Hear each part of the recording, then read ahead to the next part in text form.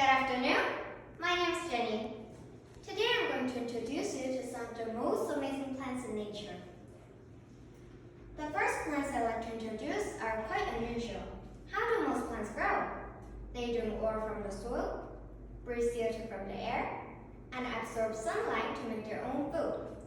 Well, these plants are different. They're carnivorous. That means they eat animals. When the insect touches the inside of the plant's mouth, the plant snaps shut to catch and digest its food. On the left is the Venus flytrap, and on the right, you can see the pitcher plant, which got its name because it looks like a pitcher of water. The next plants I like to introduce are famous for several reasons. Firstly, it's the largest flower in the world at over 1 meter wide. But that's not all. When the flower blooms, it only lasts for 2 or 3 days at most, so you have just a brief opportunity to see them. But strangest of all, this flower's nickname is the corpse flower. It smells just like a dead body. Why does it smell terrible when other flowers are the opposite? Well, most flowers are pollinated by bees.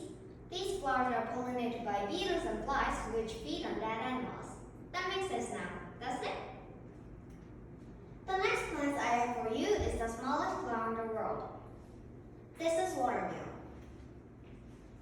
This next plant may look stunning, but please don't take a bite of it. It's actually one of the most poisonous flowers in the world. This is hemlock.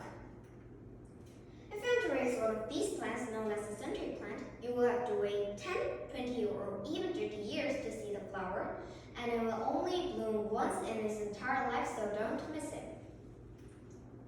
Lastly, this is the rarest flower in the world called Middle Mist Red Camellia.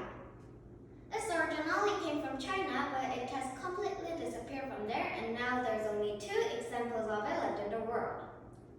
So in conclusion, what have we learned?